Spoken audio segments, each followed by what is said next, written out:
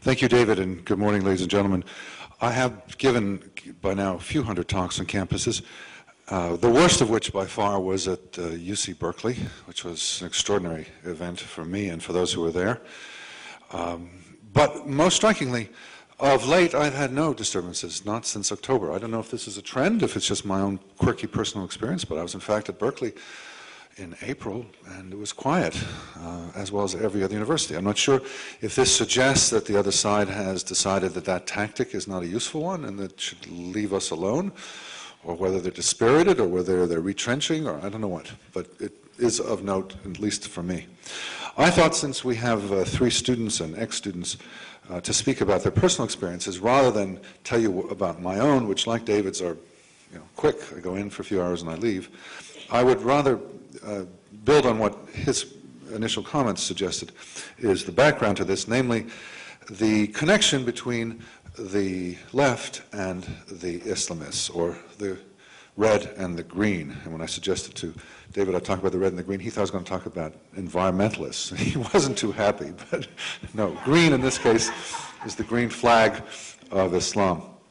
And I think this will be a useful background for the extraordinary stories you'll be hearing. Now, first I'd like to document it and then explain why this should be. And the documentation is interesting. Let me give you 3 examples of Latin American leftists and Iran.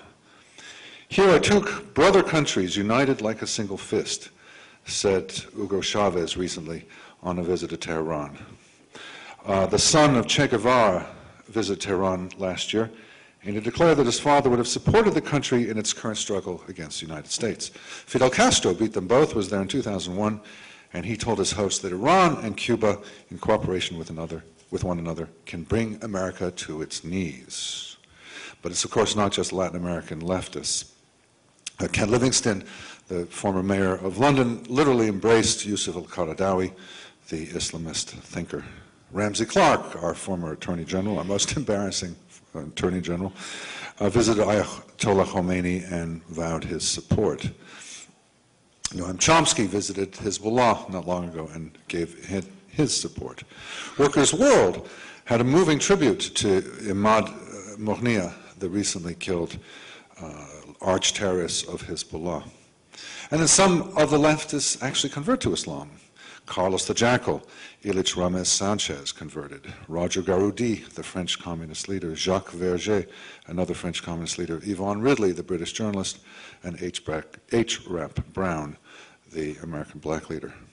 There's a long history of such cooperation. During the Cold War, for example, the Islamists were more friendly towards the Soviet Union than the United States.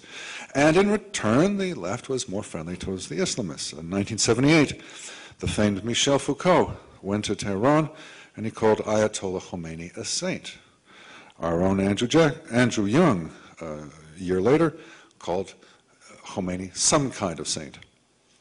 Now, this is a surprise, really, at base, because leftists are atheists and Islamists execute atheists. The left exalts workers, and Islamism privileges Muslims. One dreams of a workers' paradise, and the other dreams of a caliphate. Socialists want socialism, and Islamists want the free market, more or less. Marxism implies gender equality, and Islamism oppresses women. Leftists despise slavery, and Islamists endorse it. At least some of them do. Or as Bret Stephens put it in the Wall Street Journal not long ago, the left has devoted, quote, the last 4 decades championing the very freedoms that Islam most opposes: sexual and reproductive freedoms, gay rights, freedom from religion, pornography, and various forms of artistic transgression, pacifism, and so on, unquote. So what's up? Why this alliance, one that David documented in a book he called Unholy Alliance? I'll give you 4 reasons quickly. First, shared enemies. As the British politician George Galloway explained, quote, the progressive movement around the world and the Muslims have the same enemies, unquote, meaning Western civilization in general, the United States, Britain, and Israel in particular, and of course George Bush most especially of all. They use the same words. It's quite interesting. Listen to Harold Pinter, the British playwright. America is a country run by a bunch of criminal lunatics. And then here's bin Laden. The country is unjust, criminal, and tyrannical. Here's Noam Chomsky. America is a leading terrorist state. Here's a Pakistani leading Islamist by the name of Hafiz Hussein Ahmed. It is the biggest terrorist state in the world. So shared enemies, one. Two, similar goals. I think it was symbolically started in 2003 with the massive joint demonstrations against the forthcoming war in Iraq, especially in London but elsewhere around the world. Both sides want the coalition forces to lose in Iraq. They want the war on terror to be closed down. They want to spread anti-Americanism. They want to eliminate the Jewish state of Israel. They agree on massive immigration to the West and multiculturalism in the West. So shared goals, number two. Three, they have historic and philosophical ties. Said Qutb, for example, the very key Egyptian Islamist thinker, accepted the Marxist notion of stages of history, except he added another one after socialism, and that would be the Islamic era. After, more broadly, the analyst that David referred to earlier, the author of Reading Lolita in Tehran, Azar Nafisi, has observed that Islamism, quote, takes its language, goals, and aspirations as much from the crassest forms of Marxism as it does from religion. Its leaders are as influenced by Lenin, Sartre, Stalin, and Fanon as they are by the Prophet, unquote. So the Islamists look to the left, but the left also looks to the Islamists. Here's Oscar Lafontaine, former chairman of Germany's Social Democratic Party, and he outlined what they have in common. Quote, Islam depends on community, which places it in opposition to extreme individualism, which threatens to fail in the West. In addition, the devout Muslim is required to share wealth with others. The leftist also wants to see the strong help the weak, i.e., we've got a lot in common, says Lafontaine. Denis Kucinich, this is my favorite example, during his first campaign for president, which was more colorful than his second one, he quoted the Quran, he visited mosques, and he actually roused the Muslim audience at one point to chant, Allahu Akbar, God is great. And he even went so far as to announce that I have a copy of the Quran in my office. So point one, they have the same enemy. Point two, the same goals or similar goals. Point three, they have historic and philosophical ties. And point four, and finally, each side benefits from this alliance.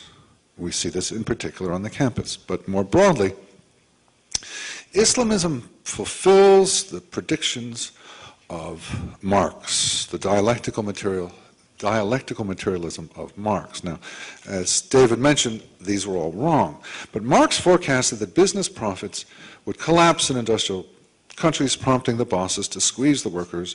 The proletariat would become impoverished, rebel, and establish the socialist order. None of this happened, and especially became clear in the mid-20th century.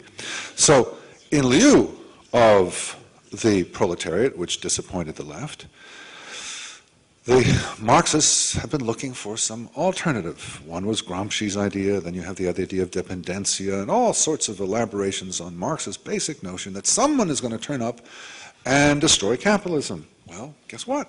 Someone turned up. Not the right people, not the ones who expected, not with the right motives, but 9/11. What a glory for Marxism, no? Finally, someone has really given a punch in the face to the West. They are fulfilling Marx's predictions in their own strange way. The leftists tend to see the Islamists as their cannon fodder. What a remarkable thing it was for the leftist leaders in London in 2003 to have 1 million people out there. Leftists don't address 1 million people. And they responded with exhilaration. I've already quoted Michel Foucault, but he's so important he deserves a second quote. In '78, when he went to Iran, he felt an exhilaration at watching an actual revolution take place and violence take place, exalted, holy violence. This was wonderful stuff. Or to go to 9/11, the German composer Heinz Stockhausen said that it was, quote, the greatest work of art for the whole cosmos, unquote. Norman Mailer, a little more restrained, called its perpetrators, quote, brilliant. And Jean Baudrillard, a French philosopher, portrayed the perpetrators as slaves rebelling against a repressive order. So that's on the leftist side. Admiration and delight that the Islamists have turned up to fulfill the Marxist prophecies. On the Islamist side, it's a little more cunning and less exhilarated. It's more a sense that the left has a lot to offer them in terms of legitimacy, access, skills, and firepower.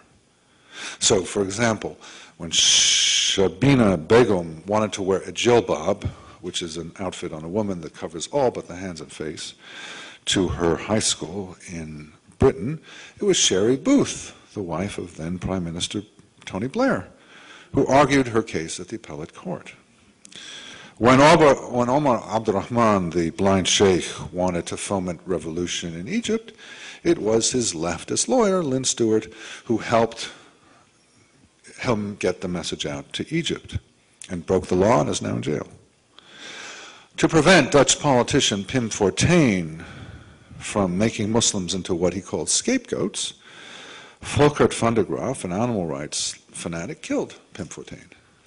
My favorite, to get Jamil El-Banna, a Guantanamo suspect who'd been released into Britain out of jail, none other than Vanessa Redgrave funded half of his £50,000 bail surety. On another note, leftists founded the International Solidarity Movement, which obstructs the Israeli security forces from protecting the country against Hamas and other Palestinian terrorists. So you see, the university is just one element. It's a very important element, but it fits into a larger universe of left Islamist cooperation, Red-Green Alliance, that is vital and is very dangerous. And one of its key venues is the university, but it's by no means the only one. It is a little bit reminiscent of the Red-Brown Alliance of 1939, but this is a deeper one, a longer-lasting one, and I would say ultimately it has greater dangers for all of us, and particularly on the campus. So over to you, who will talk about the campus in specifics.